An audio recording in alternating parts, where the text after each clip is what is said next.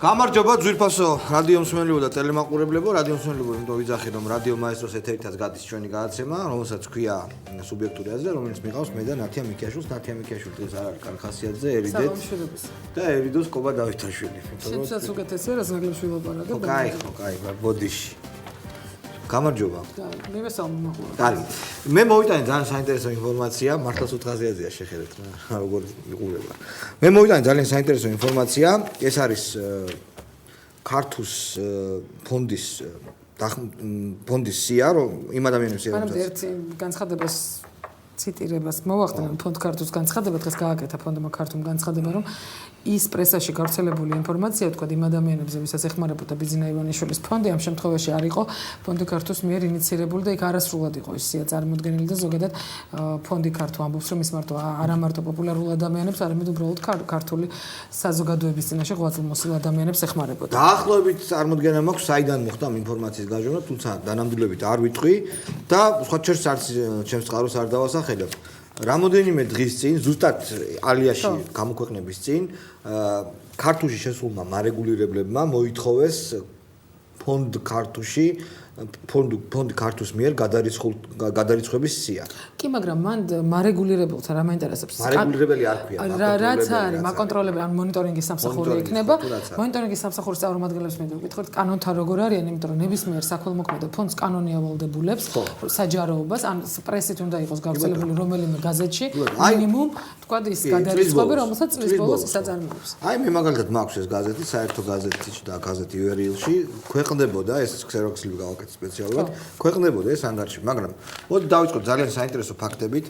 ერთია რომ ირკვევა როგორც იყო რომ ყველაფერი ბიძინა ივანიშვილის გაკეთებულია. ყველა შენობა ნაგებობა, კულტურული დანიშნულების, ხეხილის შეწამლა, ყველაფერი. ძალიან ბევრი. დასაბული პატრონის ჩასმული დამთავრებული. ბიძინა ივანიშვილის არის გაკეთებული. მუზეუმები, რეაბილიტაცია, ქუთაისის შადრევანი, ნატანებში კულტურის სახლი 4 მილიონი დაჯდა, 4.200.000, დელფინარიუმი როგორც ვიცით, ბიძინა ივანიშვილმა გააკეთა და ასე შემდეგ. მაგრამ ეს ყველაფერი იქით იყოს. აქ არის სია, აი, ღვაწლმოსილი ადამიანებისა, ხელოვნების დამსახურებული მუშაკებისა, რომელსაც ეხმარებოდა ივანიშვილი. ნუ რა თქმა უნდა, ეხმარებოდა ეს მისი ნება, რა თქმა უნდა, მაგრამ ერთი რამ არის საინტერესო. სიაში არის მაგალითად ფრიდონ თოდუა, რომელიც იღებდა 1700 ლარს ყოველ თვე. და რაც ყველაზე უცნაურია, ეს გადავამოწმე მე და შემიძლია სრული კომპეტენტურობით გითხრათ, ფრიდონ თოდუას პარლამენტის წევრს სააკაშვილის მომხრეს, ნაციონალური მოძრაობის წევრს და მხარდამჭერს პრეზიდენტისა 26 ოქტომბერს გადაერიცხა ეს ფული და მან უარი არ თქვა ფულზე. ასევე არ თქვა გიორგი ასანიძემ არ დააბრუნა ეს ფული, არ განაცხადა რომ მას არ სურს კრემლის აგენტის პატრონებობს შესახლისთვის არ გადაურიცხავს. არ გადაურიცხავს, არა, ნუ მოიხმარა რა ეს ფული და არც ხოთ შორის ხაბულიან დივარსაც არ გაუკეთებია ეს. ეს, დაამოჭერს. ხო, შესაბამისად, მოდით ესე ვთქვათ რა, მე მინდა აი ამ სამ ადამიანს ვიმართო, იმიტომ რომ დანარჩენების ეს პირადი საქმეა, ისინი არ არიან ვალდებულნი რომ დაეთანხმონ სააკაშვილს. ამ სამ ადამიანზე ასე ვერ ვიტყვი. მინდა მათ მიმართოთ რომ ჩამოყალიბდით, იმიტომ რომ 26 რიცხვი, ანუ გადარიცხვების რიცხვი ახლოვდება ნოემბრისა. ჩამოყალიბდით გინდათ სააკაშვილის აზრით კრემლის აგენტის და რუსეთის პროექტისგან ფულის მიღება თუ არა. მე ვიცი რომ ნანა ალექსანდრიამ უარი თქვა ამაზე ოფიციალურად. კი და რამდენიმე შენიშვნა გამოეთქვან Facebook-ზე მომწერეს ადამიანებმა, რატომ ცდილობთ ადამიანებს მორალი წაუკითხოთ. მაყურებელს მინდა ავხსნა, რომ ჩვენ ადამიანებს მორალს კი არ უკითხავთ, უბრალოდ როდესაც საუბარია იმაზე, რომ ბიძინა ივანიშვილი უანგაროდ გეხმარება, გასაგებია, მაგრამ როგორც კი თქვა, ის აკეთებს პოლიტიკურ განცხადებას ადამიანს, რომელსაც საკუთარ ნუ შინაგან მესთან მინიმუმ არ უნდა რომ კონფლიქტი მოვიდეს, მე ასე მგონია, რადგან მოხდა შეუძლია უარი თქვას, უბრალოდ უკვე პოლიტიკურ ფულზე, ანუ სხვა აღარ არის თქვა, პირობითად თქვაც, რომ იყოს საქველმოქმედო ფული, ხო? რაზეც იგივე ხელისუფლების წარმომადგენლები აპელირებენ, რომ ეს ანუ ანგარება მისი ეჭქვეშ დადგაო. მე ცოტა სხვაგვარად ვიტყვი კი, მესმის შენი მოსაზრებაც, მაგრამ ჩვეულებრივ ადამიანს, რომელიც არ არის პოლიტიკაში ჩართული, რომელიც არ არის პირდაპირ პოლიტიკაში ჩართული, აქვს სრული უფლება რომ მიიღოს ეს ფული და თქვას რომ მას არ აინტერესებს ბიძინა ივანიშვილის პოლიტიკური საქმიანობა, ის ამ ფულს იღებს როგორც ხელოვნების და მეცნიერების დამსახურებული მუშაკი. მაგრამ მე აქცენტი გავაკეთე სამ ადამიანზე. ეს განცხადება ნახეთ დღევანდელ. ხო და დავამთავრებ სამ ადამიანზე გავაკეთე აქცენტი, ეს არის ფრიდონ თოდუა, ეს არის ბატონი ხაბულიანი და ბატონი ასანიძე, ესენი გახლავან ხელისუფლების წევრები, მათ ისინი ვალდებულნი არიან არა იყონ ეს ფული. ან გაიმიჯნონ ხელისუფლების პოზიციას. მე ეს იმდენად ცხადია რომ არანაირი აქ ორმაგი წაკითხვა არ შეიძლება. ხო, არ ვიცი. დუბა კიკაბიძის განცხადება მაყურებელს გავაცნო. როგორც საინფორმაციო სააგენტო პირველს კიკაბიძემ განუცხადა ფულადი დახმარების შეთავაზება მან თავად ივანიშვილისგან მიიღო ქართულ ბანკის დირექტორმა დამირეკა და შემიმთავაზა. ვითხარი რომ დასახმარებელი სხვაც ბევრი იყო, მაგრამ დირექტორმა მითხრა ეს თანხა თქვენს ანგარიშზე მაინც დაირიცხებაო. როდის გამქონდა და რაში ვიყენებდი ამ თანხებს არავის საქმე არა. მე ის მივიღე ადამიანისგან, რომელიც ყველას ეხმარებოდა და თუ ის ამას იმისთვის აკეთებდა რომ მე გამოექვეყნებინა და ამაზე ესაუბრა, არ ვიცი განაცხადა კიკაბიძემ. კიკაბიძე არ არის ხელისუფლების წევრი, არა, ხელისუფლების მხარდამჭერია, ხო, წევრი არ არის. ნუ ამას თავი დავანებოთ. მე ხელისუფლების წევრებზე მაგას განსაკუთრებული აქცენტი. არ შეიძლება ესე იგი, შენი ფრაქციის წევრი გამოდიოდეს, არ ვიცი, ციკლაური მაგალითად და იძახდეს რომ ეს არის FSB-ს აგენტი და შენ შვიდად პარლამენტში მიიღოთ იმისა რომ მაღალი ხელფასი გაქვს.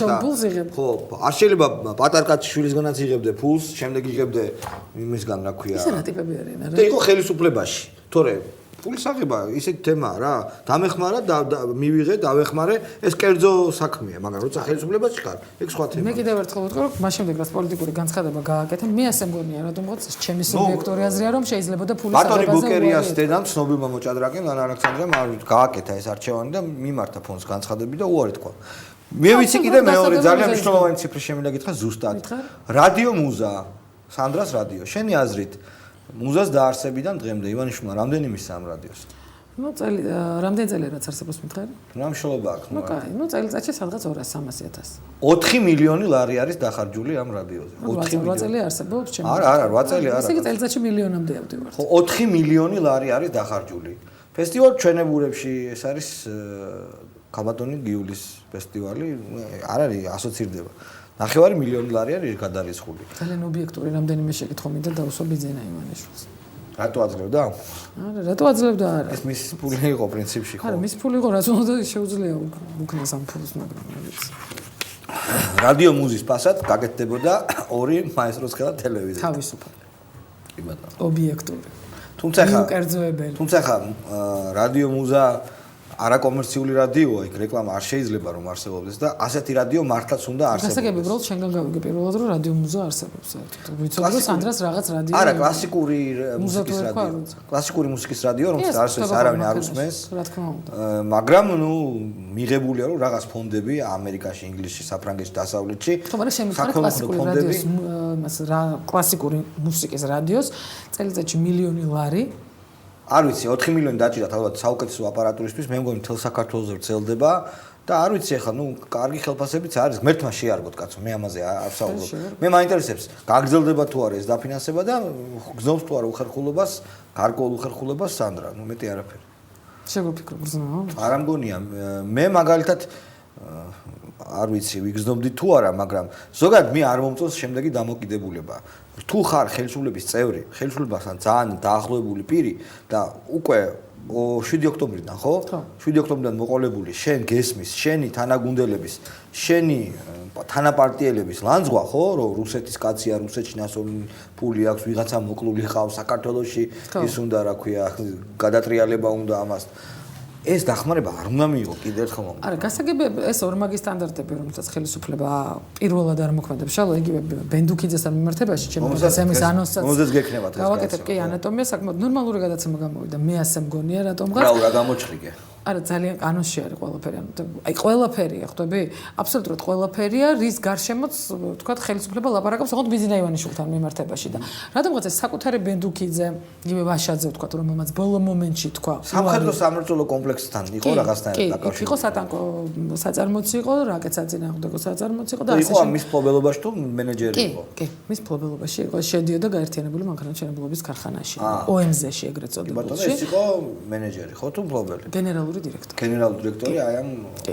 ძალიან საინტერესოა იმ ადამიანების ვინაობა, რომლებიც იმ პერიოდში სარგებლობდნენ მისი მრჩევლების სტატუსით და ასე შემდეგ და შემდეგ. ძალიან ბევრი ინფორმაცია, უბრალოდ ეს ორმაგი სტანდარტები უკვე გამაღიზიანებელია ხელისუფლებისგან კი არა და სასაცილოა. იმ ფონზე თავის მხრივ რო არ ატეხათ აჟიოტაჟი ბიზინა ივანიშვილზე, ბენდუკიძის ეს კავშირებით ჩემთვის არანაირად გამღიზიანებელი არ იქნება. ჩემთვისაც არ არის გამღიზიანებელი ხა. ეს არის პირველი პლეიადის მილიონრები, მოდი ასე ვთქვათ რა, ანუ ადამიანები რომლებმაც ხო ვლიხიე 90-ე როგორც უცებ შარლია ძენგი იშოვეს. ხო, ანუ ეს იყო პირველი ტალღა და აუცილებლად გახდებოდნენ ესენი მილიონრები, იმიტომ რომ нужно время, нужно место აღმოჩნდნენ რუსეთის ფედერაციაში, სადაც პრინციპში არ იყო დიდი ფულის შოვნა, პრობლემა ცოტა ტვინი თუ გქონდა. ხო, სისტემა ირღვეოდა და აი ამ მაგრამ რა თქმა უნდა, ამ ფულს ვერ იშოვიდი კავშირების გარეშე. ეს ამ შემთხვევაში არც ბენდუკიძეში არ არის გამაღიზიანებელი. აბსოლუტურად ლეგიტიმური. გამაღიზიანებელია ის რომ ჩემი ყო გამაღიზიანებელია უბრალოდ ის რომ ანუ არასამართლიანობის შეგრძნება, რომელსაც ხედავ. ხო, ორმაგი სტანდარტები. ორმაგი სტანდარტები, თქვა ადამიანს, რომელსაც ართმევენ მოქალაქეობასა და ასე შემდეგ და ასე შემდეგ, იმიტომ რომ რაღაცა ჯანსაღი სიტუაცია უნდა შექმნას ქართულ პოლიტიკურ მოედანზე და ამ დროს ხელისუფლებაში ყავს ბენდუკიძე. მე რა რო არ უკავია ოფიციალურად თქვა უკვე მინისტრის პოსტი, ყოველ შემთხვევაში ყველა და ძალიან ბევრი ადამიანი ხელისუფლების შიგნით აქტიურად საუბრობს, რომ დღემდე რჩება ერთ-ერთი ეკონომიკური გზის გამტარებლად ბენდუკიძე ამ ხელისუფლების. ჩვენი დღევანდელი სტუმარი არის ბენდუკიძე გამახსენდა აგაზლებით ნაკლები გაბარიტების ნაკლები ტონით კატეგორიის კაცი, საყვარელი კაცი, ბატონი კობა დავითაშვილი, რომელსაც ახლა დაუძახებ და არ გადაერთოთ დარჩით მაესტროზე, მივიღოთ შეკითხვა აღმოჩნდა თუ არა კობა დავითაშვილის და ზვია ძიძიგურის ადგილი ბიზინა ივანიშვილის გარემოცვაში.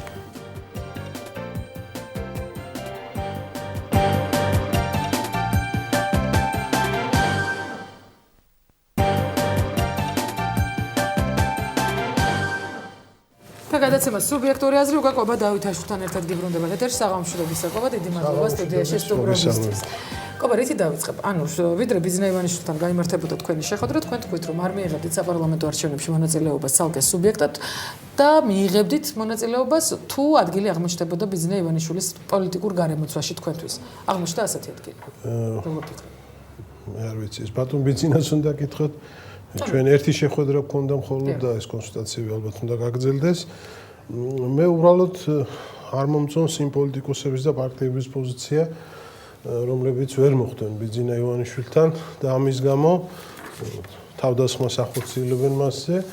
ჩვენ გამათიც გქონდა ამ სტუდიაში სხვა გადაცემაში, არა მარტო მემარჯვენეებს, იგივე ლეიბორისტებს და სხვა პარტიებს. ლეიბორისტები არ მარტო მათ ესმენან თავს, ლეიბორისტები გაზრდნენ უკვე. კი ბატონო. მომსახურებობის ზონას და ჩვენ დაგვისწეს. მე უბრალოდ ასე მესმის, რომ ჩვენ საერთოდ პოლიტიკოსის პროფესია მდგომარეობს იმაში, ახლოს დგას სხვათა შორის ადვოკატის პროფესიასთან, ჩვენ უნდა წარმოვადგინოთ საზოგადოების ინტერესის სახელმწიფო ორგანოებში.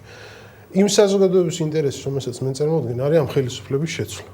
და თუ კი გამოჩნდა ადამიანი ან პოლიტიკური ძალა, რომელსაც შეუძლია ამ ამოცანის შესრულება, შენ მინიმუმ ხელი არ უნდა შეუშალო ამაში და მაქსიმუმ ხელი უნდა შეუწყო.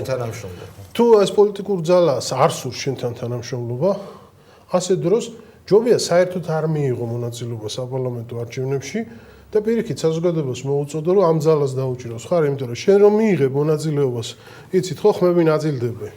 რამდენი პროცენტია მე არ დავიჩემებ, რომ ბევრი ან ცოტა. რამდენიმე პროცენტს წაართმევ ამ ძალას, ანუ ფაქტობრივად გამოდის რომ ხელისუფლების წისქვილზე დაასხავ წყალს. სხვათა შორის ეს პოლიტექნოლოგია მსოფლიოში გავრცელებულია. იგივე მინდა შეგახსენოთ, რომ ბუში აირჩიეს იმიტომ, რომ გორცხმები გაუყო მწვანეთა პარტიის ლიდერმა ნეიდერმა, რომელიც იყო არც თუ ძალიან რეიტინგული, მაგრამ 5% მოაგროვა და ეს ზუსტად ის 5% იყო, რომელიც დააკლდა დემოკრატებს. ბუშხვარ ვისებენ მწვანეები. ხო, აქედან გამომდინარე, ნეიდერობას და ასე ვთქვათ, ასეთ პოლიტიკოსობას ჯობია პატიოსნად გაეცალო ასპარეზი და თქვა, რომ გაიმარჯვოს ამ ძალიან. ჩვენი ამოცანა ხო საერთოა, იყოს დემოკრატია ამ ქვეყანაში, იყოს სამართლიანი არჩევნები. ეს ხელისუფლების ცვლილების გარეშე ვერ მოხდება. გაიმარჯვოს ამ ძალამ და მე კიდე იქნება არჩევნები და იმაში მიიღება. შენი აზრით აქვს ამ ძალას გამარჯვების შანსი? აქვს, უდაოდ აქვს. რა არის მნიშვნელოვანი ამ ძალისთვის? პირველ რიგში ბიზინა ივანიშვილმა და მისმა გამოჩენამ და მისმა პროგრამამ ამ მიმართულებით დაასრულა დავა და კამათი ქართულ ოპოზიციაში საარჩევნო და არასაარჩევნო გზების მომხრეებს შორის. დღეს ფაქტობრივად არავინ არ გამოდოს იმაზე, რომ არჩევნები არის ერთადერთი. ეს ძალიან მნიშვნელოვანია, იმიტომ რომ საზოგადოების ოპოზიციურად განწყობილი ნაწილის კონცენტრაცია ერთი გზის მიმართულებით, ეს უკვე ნახევარი საქმეა. მეორე, ჩვენი პრობლემა ის იყო, რომ რადიკალური ამორჩეველი არ მოდიოდა ხოლმე არჩევნებზე. იცი, ძალიან პოპულარული იყო ბოიკოტის იდეა, ბევრი პოლიტიკური ძალა მაგალითად ლეიბორისტები საარჩევნო კამპანიას ბოიკოტის გამოცხადებითაც კი იწყებოდა და მე ერთვებოდა ხოლმე არჩევნებში იმდენად პოპულარული იყო რადიკალურად განწყობილ საზოგადოებაში ეს და არ მოდიოდა ეს ხალხი არჩევნებზე და ეს ბუნებრივად ხელს უწყობდა არჩევნების გაყალბებას, იმიტომ რომ ჩვეულებრივი პრაქტიკაა, თქვენ შეიძლება დაგმართვიათ ეგ და ყველა არჩევნებზე ვინც საღამოს მიდის, აი როცა იხურება საარჩევნო, ძალიან ბევრი მათგანი პოულობს, რომ მის გასწვრივ, მისი გვარის გასწვრივ სხვას აქვს ხელი მოწერილი და აღებული აქვს ბიულეტენი. ანუ რაც ნაკლები ადამიანი მოვა არჩევნებზე, მით მეტი რა თქმა უნდა, მეტიც ბოლო დროს იმდენად დარწმუნდა ხელისუფლება ამაში, რომ ბოლო არჩევნებზე უკვე ბოლო როგორც ადგილობრივ ისე საპარლამენტოზე ოპოზიციის მომხრეების აღრიცხვას აწარმოებდნენ და ეუბნებოდნენ არა იმას, რომ მოდი და მომეციხვა. ნუ მოხვალ არჩევნებზე. ანუ ერთადერთი მოწოდება იყო, რომ შენ არ მოხვიდე არჩევნებზე. ასე დროს ძალიან მნიშვნელოვანია, რომ ჩვენ მოვიყვანოთ ყველა ოპოზიციური ამორჩეული და განსაკუთრებით რადიკალურად დაპირისპირებული ამ ხელისუფლებასთან არჩევნებზე. ეს გამოჩენა მათ ჩაუსახათ იმედი. რა თქმა უნდა. მათ მიეცათ იმედი, რომ ეს არის ის ძალა, რომელიც შეძლებს ხმების დაცვას.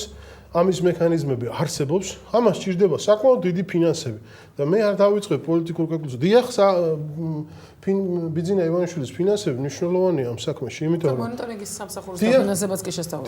დიახ, ეს პროექტი ძალაშია და ღიად ვამბობ, იმიტომ რომ ჩვენ გვჭირდება ყველა უბანზე როგორც კომისიის წევრები, რომელიც ყავს ჩვენ ეროვნულ საბჭოს, ისე დამკვირვებლები, ისე გარეთ დგომი ხალხი, აი როგორც მონიტორები ყავს ნაციონალურ მოძრაობას, რომლებიც არ დაშინდებიან, ხო, არ გაიყიდებიან და რაც თავი ექნება ცოდნა. აი ცოდნის მომენტი ახლა პატიოსანი ადამიანი შეიძლება გაგიჭირდეს, მაგრამ მოძებნო, ხო? შეიძლება მებრძოლი ბუნებისაც აღმოჩნდეს და აი ძალიან ხშირად კამათობენ, დაობენ, ჩხუბობენ კიდეს ხელჩართულად და ებრძვიან ამ გაყალბებას, მაგრამ იმ უბნიდან რომ მოდის ოქმი, იქ საჩივარი არ არის. რომ აი ესა და ეს დარღვევა მოხდა, იმიტომ ელემენტარულად არ იციან. წარმოიდგინეთ, რამდენიმე 1000 ადამიანის ტრენინგია საჭირო. ამას ძალიან სერიოზული სახსრები ჭირდება. შეიძლება ტრენინგი რომ ჩატარდეს, გართულდება გაყალბება. რა თქმა უნდა, იმიტომ რომ ყველა გამყალბებელიერიდება საჩივარს. საჩივარი მისთვის არის მინუსი. მას ავალებენ რომ მოისყიდოს და აშინოს ან რამენაირად გააჩვენოს ოპოზიციის წარმომადგენლები. ოღონდ საჩივარი არ იყოს. მას ჭირდება სუფთა ოქმი საჩივრის გარეშე. ამაში უხდიან ფულს. თუ ის ვერ აღწევს ამისას, მას ფულს არ უხდიან. ესე პრობლემაა საჩივარი. იგნორირება არ შეუძლია საჩივრის. რა თქმა უნდა, მაგრამ იცით რა, მე როდესაც იდება საერთაშორისო ორგანიზაციების დასხვრა, როდესაც ისინი გეუბნებიან, მათ ურჭირთ იგნორირება ამ ტიპის საჩივრების. ანუ ჩვენ განიარაღებული ვართ, როდესაც არ არის საჩივრები და ჩვენ ვიძახით, რომ ჩვენ გაყავდა და გეუბნებიან, რომ მაშინ რატომ არ არის საჩივრები. ანუ სადაო და საკამათოც ვერ ხდება ხშირად ბევრ ადგილას არჩევნების საკითხი. აი მაგალითს მოვიყვან, საპარლამენტო არჩევნებზე იყო, თუ არა, საპრეზიდენტო არჩევნებზე იყო ესეთი მაგალითი. პირდაპირ შუქი ჩააქრეს ქარელის რაიონის ერთ-ერთ უბანში, შემოვარდნენ, ასე ვთქვათ, რა ქვია იმას, ხელკეტებით შეიარაღებულები, გადმოყარეს ბიულეტინები, ჩაყარეს ფაქტობრივად და საინტერესო ის არის, რომ ორი ლატვიელი დამკვირვებელი დაესწრო ამ პროცესს, იქ იყვნენ იმ ძოში. ეხლა ლატვიელებმა ეთყობა როგორც ჩანს ჩვენი ქვეყნის ესე იგი პატივისცემით, რომ ჩვენ ხო ნატოში გვინდა შესვლა და რუსეთთან ესე იგი დაპირისპირებული ვარ და ამიტომ ჩვენ ძმები ვარ და ეს ძმობა გამოიხატა იმაში, რომ მათ საჩივარი არ დაწერეს. არ დააფიქსირეს ეს ფაქტი. როცა ფაქტი არ ფიქსირდება, ის არ არსებობს. რა თქმა უნდა. ამიტომ მომზადება ადამიანების. იგივე არის ბევრი რეგიონი, ქვემო ქართლი, სამცხე-ჯავახეთი, სადაც უბრალოდ არ აქვს საუკეთესო დროს, აი 12 პარტია რომ იყო გაერთიანებული საპრეზიდენტო არჩევნების დროს, 30 რაიონში საერთოდ შტაბი არ ყოლდა.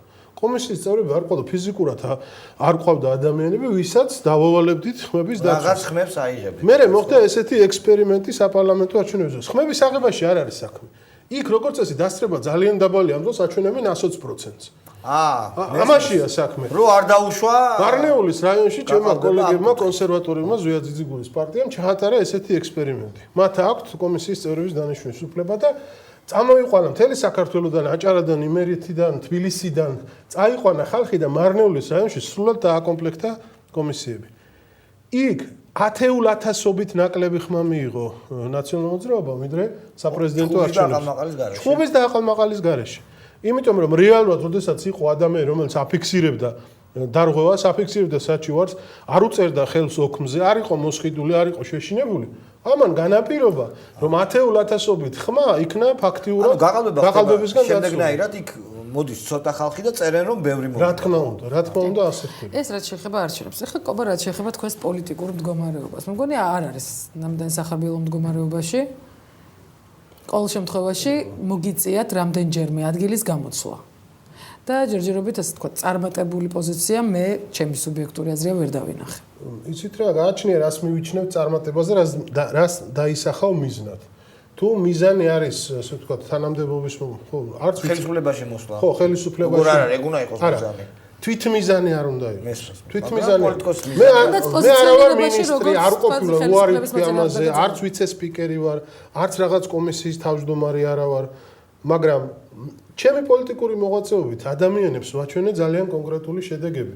და ეს შედეგები მეც მახსოვს და იმათაც ახსოვს. დაწყებული გაყინული პენსიებიდან რომელთა თაობაზე სხვათა შორის სააკაშვილის ხელისუფლებასთან არანაკლები ბრძოლა მომიწია ვიდრე შევარდნაძის ხელისუფლებასთან. თუ გახსოვთ თქვენ ჩვენი მოგებული სასამართლოები გაასაჩივრა ახალმა ხელისუფლებამ რევოლუციის შემდეგ ზემდგომ იმაში და მთელი სკანდალი ავტეხი ამის თავზე პარლამენტში და ჯერ კიდევ სინდისი ჰქონდათ ნაციონალური მოძრაობის წარმომადგენლებს და მართლაც იმათაც ქვეს რომ სირცხვილია რომ ის რითაც ჩვენ მოვედით ეხლა ჩვენვე ვასაჩივროთო. ესე რომ ამ გაყინული პენსიების საქმესაც ბოლომდე მიყონა დაჭირდა. შემდეგ პენსია სტაჟი და დამსახურების მიხედვით 2006 წლის ადგილობრივი არჩევნების კამპანიის ძირითადი თემა იყო ჩვენი და მივახციეთ რომ ჯერ თბილისში და შემდეგ საქართველოში დაიწყო დამატება ამ პენსიისა სტაჟის მიხედვით. არა ისე როგორც ჩვენ გვინდოდა თითოეულ წელზე, მაგრამ პრინციპი იქნა დაშვებული.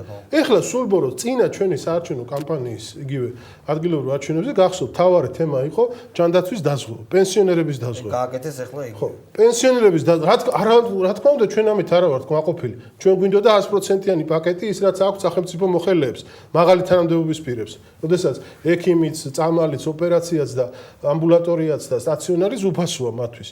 ჩვენ ასეთი პაკეტი გვინდა, მაგრამ პირველად შეიქმნა პრეცედენტი, რომ პენსიონერებს როდესაც საერთოდ არ აზღვევდნენ. ეხლა დაიწყო დაზღვევა. ეს პენსიები. ეხლა მაბატია თქვენ ამბობთ, რომ მე მიმაჩნია, რომ ჩემ პოლიტიკურ მოღვაწეობას ჰქონდა კონკრეტული შედეგები იმ ადამიანებისთვის, ვის ინტერესებსაც წარმოადგენენ მე ხელისუფლებას. აი ეს არის. უბრალოდ იმ შემთხვევაში თუ ივანიშვილისგან არ წამოვიდა, ასე ვთქვათ, შემხვედრი წინადადება თანამშრომლობასთან დაკავშირებით, ანუ რას აპირებს ალგეღებული გობა დავითაშვილი? და მე უკვე ვთქვი, მე ვივლი საარჩევნო კამპანიას კი არ გავშორდები და კი არ გავიბუთები. მე ვივლი და მოუწოდებ ხალხს, ჩემს ამომრჩევლებს, რომ მას დაუჭირონ მხარი, რომ შეიცვალოს ხელისუფლება, ჩატარდეს შემდეგ დემოკრატიული არჩევნები და იქ მივიღებ მონაწილეობა. მას არ შევუქმნი პრობლემას, მაგრამ ეს არ ნიშნავს, რომ მე პოლიტიკიდან კობას ამ შემთხვევაში აქვს აქტივი, ეს არის დამკვირვებლების დანიშვნის წენზი, რაც არის მისთვის მნიშვნელოვანი. ანუ ამ აქტივით ხომ არ აპირებს რაღაცნაირ პოლიტიკურ ვაჭრობას. არა, ვაჭრობას ნამდვილად. ვაჭრობა რომ დაგვირობენ წყალებში. ვაჭრობა რომ დაგვირობენ ამ განცხადებას არ გავაკეთებდით, როდესაც ეს განცხადება გავაკეთეთ, უნებრივია ჩვენ გულისხმობთ, რომ ჩვენი აქტივი, ჩვენი წევრები კომისიის უნებრივია იქნებიან დამცველები, ასე ვთქვათ, ჩვენ წევრები სხვათა შორის ყოველთვის იყვნენ სამართლიანობის დამცველები. ჩვენ არ გვიცდია რამე გამრუდება ვინ ჩვენს სასარგებლო და არასდროს არ შევსულვართ ისეთ გარიგებაში, რომელიც ახასიათებს ზოგ პარტიებს, რომ აი მე ჩამიყარე და სხვისაზე თვალს დავხუჭავ. არა, ჩვენ გვინდა სამართლიანობა და სამართლიანი შედეგი.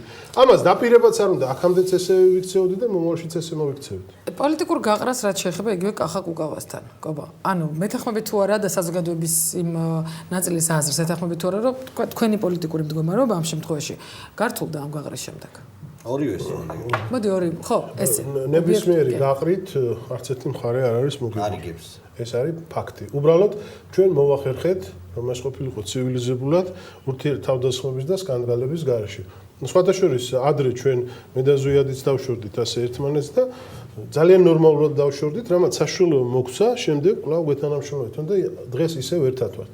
მე მგონი ცივილიზებული გაყრის კულტურის დამკვიდრება ქართულ პოლიტიკაში. თუმცა რა იყო ეს ძირითადი რამაც გამოიწვია ისეთი აზრთა სხვადასხვაობა თქვენ შორის რომ მნიშვნელოვანი აზრთა სხვადასხვაობა იყო მთელი საკითხებზე. ახლა მე არ მინდა ამ საკითხების წინ წამოწევა, გამოდის რომ იმ პირობას ვარღვევ, რაც გულისხმობს რომ ურთიერთთავდასხმელობა. მორატორიუმი გაქვთ. მორატორიუმი. კარგი, მოდით ვილაპარაკოთ იმ სავარაუდო კურსზე, რომელიც ხელისუფლებამ ივანიშვილის მოსვლის შემთხვევაში ახალმა ხელისუფლებამ, ნებისმიერმა ხელისუფლებამ საქართველოსი რუსეთთან მიმართებაში უნდა დაიკავოს. ვიცი რომ შენ ამ თემატიკაზე აქტიურად მუშაობ, ხო? აი ახლა ძალიან კარგი სიგნალები მოდის ნატოსთან. ვიცით რომ ნატო და რუსეთი შეუთავსებელია ერთმანეთთან. ძალიან აღიზიანებს რუსეთს ნატოსთან ჩვენი ურთიერთობა. ყველაზე მეტად გამღიზიანებელი ეს არის. ისიც ვიცი რომ ნატოსადმი შენ მაინც და მაინც ხიარული გამოკიდებულება არ. ხმოს აღტკინება არ აქვს. ხო. და ივანიშვილიც ამბობს აგრე BBC-სთან ინტერვიუში რომ ნატოსთან თანამშრომლობა უნდა გაგრძელდეს, მაგრამ ეს ერთადერთი გზა არ უნდა იყოს. კი ბატონო. და ახლოვდება ჩიკაგოს სამიტი, ჩამოვიდა ნატოს ძალიან მაღალი დელეგაცია და მე ყოველთვის ვთვლი პოლიტიკოსებს დაუსვას შეკითხვა და ყოველთვის ძალიან ორჭოფულად პასუხობენ, მაგრამ სინამდვილეში არ გიპასუხებ. რუსეთთან საქმე არის ასეთი, მე ესე მგონია, რომ ნატოში ჩვენი ინტეგრაცია გამოიწვევს რუსეთთან დაშორებას. ამიტომ არის ეს არჩევანი უნდა დადგეს ან რუსეთთან ნორმალური დავიწყოთ იქიდან რომ რუსეთს ერთად შეიძლება ეს რუსეთს აქვს საკმარისი ბერკეტები იმისთვის რომ არ დაუშვას საქართველოს ნატოში წევრობა. ნატოში წევრად მიღება ქვეყნისა ხდება კონსენსუსით, აბსოლუტური კონსენსუსით. ანუ ერთხმად ყველა მისი წევრისა. ნატოში არიან წევრები, რომელიც ენთუზიაზმით უყურებენ საქართველოს შესვლას ნატოში, ამერიკის შეერთებული შტატები და აღმოსავლეთ ევროპის ქვეყნები და არის ქვეყნები დასავლეთ ევროპის ქვეყნები, საფრანგეთი, იტალია, ბელგია სხვათა შორის და ნუ თუ ინვესტის მნიშვნელოვანია ლუქსემბურგიც, რომლებიც საკმაოდ სკეპტიკურად უყურებენ ამ საქმეს. რუსეთს სჭირდება სულ ერთი ქვეყნის ხმა და მას შეუძლია ეს ხმა მიიღოს შეღავათიანი კონტრაქტით გაზზე კარგი კონტრაქტი სამხედრო გემო. რა თქმა უნდა, მას შეუძლია ეს გააკეთოს და მეორეც არის ესეთი დილემა. საქართველოს ტერიტორიის მესამედი არის ოკუპირებული სხვა ქვეყნის მიერ. ნატო არის თავდაცვის ორგანიზაცია. თუკი მისი რომელიმე წევრის ტერიტორიის რაღაცი ნაწილის ოკუპაცია ხდება, ნატო მეხუთე მუხლია თვალწდები ამ შეთანხმების ვალდებულია რომ ჩაერთოს ომში. საქართველოს მიღებას ესეც უშლის ხელს. რა თქმა უნდა, იმიტომ რომ თუ საქართველოს იქნება მიღებული ნატოში, როცა ნატო აღიარებს საქართველოს ტერიტორიულ მთლიანობას, თუ საქართველოს უარს იტყვის და აღიარებს ამ ტერიტორიების დამოუკიდებლობას, მაშინ სხვათა შორის პრობლემა არ ექნება ნატოს მისი მიღებისა, ბევრად მეტი. ასეთ შემთხვევაში, როდესაც ის აღიარებს ტერიტორიულ მთლიანობას და მხარს უჭერს ამას, გამოდის, რომ აგერ ნატოს წევრი გახდა ქვეყანა და მის ტერიტორიაზე იმყოფება სხვა ქვეყნის საოკუპაციო ჯარები. ესეც აღიარებულია ნატოს მიერ. ეს ავტომატურად ნიშნავს საომარ მდგომარეობაში მოსვლას. ეს წარმოუდგენელია, არავის არ სურს რუსეთთან საომარ მდგომარეობაში ყოფნა. ესე რომ ნატოს წევრად გახდომა არარეალურია. მეორე მხრივ საქართველოს ერთგულად მონაწილეობს ავღანეთის ოპერაციაში, ყველანაირად ასე ვთქვათ ადასტურებს თავის მზადყოფნას, რომ ნატოსთან იყოს აქტიური თანამშრომლობის რეჟიმში და უნებრივია საჭირო გარკვეული ჟესტები და დაფასება. და ნატოს გენერალ-მდივანბედის ჩამოსვლაც საუბარი დიპლომატიური ეტიკეტია. რა თქმა უნდა, დიპლომატიური ჟესტია. დიპლომატიური, მან უბრალოდ მადლობა გადაუხადა იმ ადამიანებს, ვინც იბრძვის და ის ვალდებული იყო და მადლობა გადაუხადა ქვეყანას. მაგრამ აქ შემოდის საკითხი. თავისთავად მე არ მაღიზიანებს ნატოს ესეთი პირიქით მიხარია კიდეც, იმიტომ რომ რუსეთთან ვაჭრობაში დაექ დავუშვებ მე ამ სიტყვას, ჩვენ ეს ძალიან გვეხმარება. მე არა ვარ იმ პოლიტიკოსთა რიცხვში, რომლებიც საკითხს აყენებენ ესე რომ ჩვენ ესე იგი ნატოს თავი უნდა დავანებოთ და რუსეთის ხმები უნდა ან ამერიკის ხმები უნდა ვიყოთ, ან რუსეთის ხმები უნდა ვიყოთ და როცა გავხდებით რუსეთის ხმები, მე უნდა გავხდეთ ამერიკის და ნატოს მტრები და პირიქით. ჩვენი მეზობელი ქვეყანა არსებობს სომხეთი. ის ნატოს ოპერაციებში მონაწილეობს. ოღონდ ხაზგასმულად ჯანდაცვის ბატალიონით. ანუ ექიმებს და ექთნებს აგზავნის ავღანეთში და ნებისმიერ სხვადასხვა. შესანიშნავი ურთიერთობა აქვს ამერიკის შეერთებულ შტატებთან. მისმა სენატმა სულ ახლახან მიიღო საოცნებო რეზოლუცია სომხებისა გენოციდის. რა თქმა უნდა, სომხური ლობის გამო. მე ამ შემთხვევაში ფაქტებს მაგრამ ეს არ უშლის ხელს რუსეთს იყოს პრაქტიკულად სამხედრო პოლიტიკური მოკავშირე რუსეთისა. და უდიდესი ბაზა იყო. ჩვენთვის სომხები ძალიან ხშირად ასე ვთქვათ, ჩვენ სომხებს ვეჯიბრებით ხოლმე, ხან ისინიც გვეჯიბრებიან, მე არის ანტიკართული გამოთქმები, აქ ანტისომხური. მე მაგალითად თეთრი შურით შურს ამ ადამიანებს და ჩვენთვის სომხები არის მისაბაძი საგარეო პოლიტიკის ამბავში. რომ მათ მოახერხეს რომ კონფრონტაციაში კი არ არიან, არამედ ორივესთან აქვს ძალიან დალაგებული და თბილი და კარგი ურთიერთობა. ჩვენთვის ეს არის იდეა. გეთანხმებით, სხვათა შორის ევროპაში ისე ამერიკის შეერთებულ შტატებში. არა, ჩვენ ამ შემთხვევაში ამის შანსი არ აგვაქვს არც ევროპაში და არც შეერთებულ შტატებში, იმიტომ რომ ჩვენი იმიგრაცია იქ მაღალი სოციალური სტატუსით არ გამოირჩევა, როგორც წესი ბებისიტერები არიან ან არავის ყველა შრომა საპატიო თუდად ჩამიფრიან, მაგრამ რუსეთში ქართული ასე ვთქვათ დიასპორა ბევრად უფრო establishment-ში არის გასული ვიდრე ამერიკის შეერთებულ შტატებში. ჩვენ რუსეთში ქართული ლობის შექმნაზე უნდა გვეზრუნვა, მაგრამ ქართული ძალიან რთულია არადემოკრატიულ ქვეყანაში შენდამინტრულად განწყობილი ქვეყნის ლობის შექმნა. არც თუ მოინდომებ და სწორ პლატფორმაზე მე ვიყავ რუსეთში სხვათა შორის და ჩემი ყველა ვიზიტის ერთ-ერთი მთავარი მიზანი იყო მომეძებნა ის ქართველები ძალიან რთულია არის არადემოკრატიული ქვეყანა ძალიან რთულია მაგრამ იყოს საქართველოს ლობისტი რუსეთი არის დეცენტრალიზებული ქვეყანა შემთხვევაში სწორედ არადემოკრატიულ ქვეყანაში უფრო მარტივია ასეთი დეცენტრალიზებული ქვეყანა ჩვენ ვერ ვთქვათ იქ მაგალითად რუსეთში გუბერნატორი გუბერნია ცალკე აღებული ბევრად მეტ რამეს ნიშნავს ვიდრე საქართველოში საქართველო პატარა ქვეყანა და მთლიანად ვერტიკალი ისეთი ვერ არის უბრალოდ ქვეყნის მასშტაბების გამო ამიტომ ქართული ბიზნესმენი მარტივად გეტყვი რომელიც ფულს იხდის რუს დეპუტატთან, რუს გუბერნატორთან, რომელიც იმავდროულად ფედერაციის საბჭოს წევრია, იცი შენ რუსეთის მოწმე. რომ დაკრიშოს, მოდი ეს მიეხმარა ბიზნესში. იმ ადამიანს მას ეთქმევა სიტყვა, რომ უთხრას ამ ქართველმა ბიზნესმენმა. აი საქართველოს საკითხის განხილვა თუ წავიდა სადმე კომიტეტში. სიტყვა შემაწია თბილი. ცუდი არ თქვა. არ არის ეს პრობლემა. შესაძლოა ოფიციალურად ლობისტური კომპანიები ქონდეს. ანუ მე საერთოდ მიმაჩნია ლობისტური ფირმაც უნდა შეიქმნას ან საზოგადოებრივი ორგანიზაცია უნდა შეიქმნას რუსულ ქართულ ურთიერთობებში, რომელიც ამას ოფიციალურად ღიად და დაუფარავად გააკეთებს. ამის რესურსი არიან ადამიანები, რომელშიც ამაში ჩაერთვებიან, არიან ადამიანები, რომელიც ამაში არ ჩაერთვებიან. ვინც მზად არის რომ ჩაერთოს, იმან უნდა აკეთოს. კარგი, მოდი დაუბრუნდე შენს დღევანდელ ჩემი ხედვა ქართულ რუსულ ურთიერთობების მოგვარების და საერთოდ აი ყარად უკავშირდება შიდა პოლიტიკურ ხედვასაც. მე მიმაჩნია, საქართველოს აუცილებლად უნდა იყოს საპარლამენტო რესპუბლიკა. ჩვენ გვჭირდება ისეთი მოწყობა, როდესაც მთავრობის შეცვლა უნდა შეიძლებოდეს არჩევნების გარეშეც კი. შენ იცი, როდესაც არის კოალიციური მმართველობა საპარლამენტო რესპუბლიკაში, ძალიან ხშირად მთავრობა იცვლება ყოველგვარი არჩევნების გარეშე. ერთი პარტია ტოვებს კოალიციას, გადადის ოპოზიციაში, იქნება სხვა კოალიცია. უნდა არსებობდეს ხალხი, რომელიც იმუშავებს ვაშინგტონში, უნდა არსებობდეს ხალხი, რომელიც იმუშავებს მოსკოვში.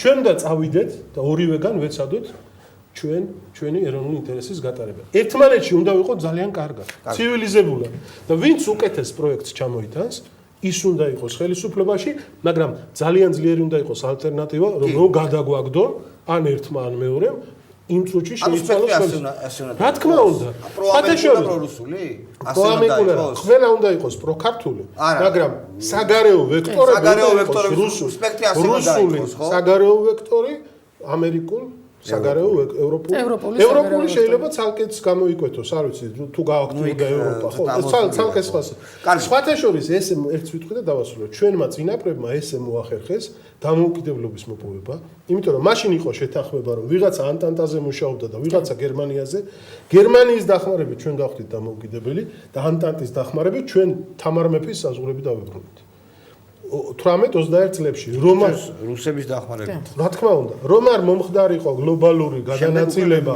როდესაც ევროპა მოარი თქვა ჩვენზე ცნობილი ფრაზა ლოიდ ჯორჯისა, რომ თქვენი საშინაო საქმეა ჩიჩერენს რო უთხრა საქართველოს საქმე, ხო. ეს რომ არ მომხდარიყო, პრაქტიკულად უნაკლო საგარეო პოლიტიკა ქონდა ჩვენ წინაპრებს. კარგი, მოდი დავუბრუნდეთ მეც მიმაჩნია რომ ასეთი დავუბრუნდეთ ჩვენს უშუალო მოვალეობებს, ეს არის საკრებულოს წევრი ხარ. ხმები დადის ქალაქში, რომ ის დრაკონული გადასახადი ნაგვისა და ძალიან დიდი თანხა მე 30 ლარი მომივიდა, ძალიან დიდი შენამდენი მოგივიდა ნაგვისა. მეცესება. ხო, უზარმაზარი ფული შედის იქ, რომ აი ამ დრაკონულ გადასახადს ხელისუფლება აუქმებს. ნუ რაღაც საუბარია უკვე ამაზე. დაირხა ხმი. მიხდომენად. ფინსინა ეონჟის მოსლოს პოლიტიკაში ბევრი სიკეთე მოყვა ახლა მე წეღან ფიქრი და მსჯელობა არის, რამდენად გადაწყვეტენ, არ ვიცი. არის ხო ეს მსჯელობა? მსჯელობა არის. აი. იმიტომ რომ გახსოვთ რომ მოვიდა თუ არა ეს კაცი პოლიტიკაში მეტროში 5 ლარი და არის. შემდეგ პენსიების და გერჯანდაცის დაზღვევის პროგრამა. ხო, რა თქმა უნდა.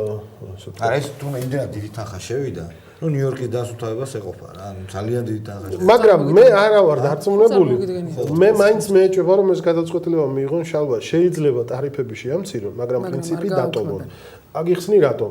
მათთვის თავარი არა მარტო ფისკალური ეფექტი იყო, არამედ ამოღების მენეჯმენტი? არა, საარჩევნო სიები. რომ მიება 50-60 კაცი ყავთ ჩაწერილი თითო ბინაში, ბევრმა მეპატრონემ არც კი იცის, ისე ახერხებენ ამას, როდესაც მისდიოდა სულადობრივი გადასახადი, ის აპროტესტებდა და 10,000-ობით ადამიანმა საჩივარი შეიტანა კეთილმოწყობის სამსახურში და არ ცხოვრობს, კი? არ ცხოვრობს აქ ამდენი ხალხი. ბუნებაში არსებობს ეს საჩივარი. რა თქმა უნდა, არსებობს. დადგა კრიზისი, დადგა არჩევნების გაყალბების მექანიზმის ხილების საქმე და ამიტომ სასწრაფოდ სულადობრივი გადასახადი შეცვალეს ნებისმიერ სხვა პრინციპით. მე კიდევ ერთხელ ვამბობ, თუ შეცვალეს ეს გადასახადი, შეამცირებენ ტარიფებს. მაგრამ პრინციპს სულადობრივისა არ შემოიტანენ, იმიტომ რომ ამ შემთხვევაში ეს ხელს შეუშლით არჩევნების გაყალბებას. შეუძლებელია აღწევოდნენ რომ ეს ისეთი დრაკონული, კატასტროფული გადასახადია, რომ არ ვიცი. ყოველთვე უარესებს შევთავაზე მაშინ თუ გახსოვს ალტერნატივა იდგა საკრებულოს თომაზე და უთხარიო ზამთარში ეს იქნება განსაკუთრებით კრიზისული, ამიტომ გავაკეთოთ სეზონური ტარიფები. ზაფხულში იყოს სხვა და ზამთარში იყოს განახევრებული. ნუ როგორც წესი რახან ჩვენ დავსვით ეს საკითხი მაშინ არ გავიდა, მაგრამ როგორც ესე ვთქვათ გაყინულ პენსიებზე, სტაჟის მიხედვით პენსიებზე, ჯანდაცვის დაზღვევაზე, ხო, დრო რო გადის და ესე ვთქვათ საზოგადოებას კარგად რო დაავიწყდება რომ ეს ოპოზიციის ინიციატივა მე აკეთებენ ხო. ანუ ხმები რაც მე შევიტყე დასტურდა. ეს არ იქნება ცოტა შორის თუ დინამიკა. ხალხისთვის იცი და რა არის კარგი? მოდი ძალიან მარტივად იმ საზოგადოებას მიმართავ ახლა ვინც არც სააკაშვილის მომხრეა და არც ივანიშვილის და ვინც კონკრეტულ ხეირს ეძებს მათ შორის პოლიტიკითაც. არ უკიცხავ იმ საზოგადოებას, სხვათა შორის ყველგან სოფლიოში ასეთია ამორჩეულთა უმეტესობა.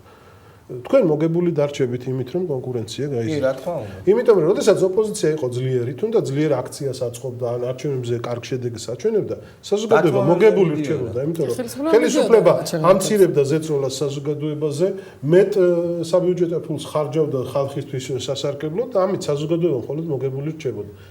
ყველა მოიგებს იმით, რომ რეალური კონკურენტი გამოჩნდა ხელისუფლების. ამიტომ მივესალმები მე ამ პოლიტიკას.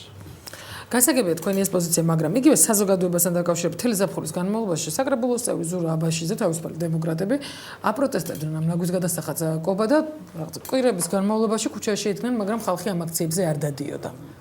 ამ შემთხვევაში, ანუ საზოგადოების ასეთი ინერტულობა. საზოგადოების მიმართ მოწოდებები არც ყოფილა, მე მართალი გითხრა, მე ნახე ეს აქციები, ეს აქციები იყო თეატრალიზებული უფრო მეტად აქცენტების გაკითხვა. მე სტომაზე დასწრებას ჰქონდა იდეა რომ სტომაზე დასწრებას მოგემზადებინა სერიოზული სოციალური აქცია, ოღონდ ამას ჭირდება ერთი თვე და შეიძლება თვენახევარიც, შემოვლა მთელი ქალაქის. ჩემო კოლეგებმა აირჩიეს ის გზა, შეიძლება სწორი, შეიძლება არასწორი. იმედი ვიქონიოთ, რომ ყველაფერი ეს ფაქტია. ამოიწუროთ ჩვენი დრო სამწუხაროდ. არ გადართოთ დარჩით მაესტროზე, მე და შალვა ორ შაბათამდე გემშვიდობებით ნახვამდის. კარგად ბრძანდებოდეთ მომავალ შეხვედრამდე.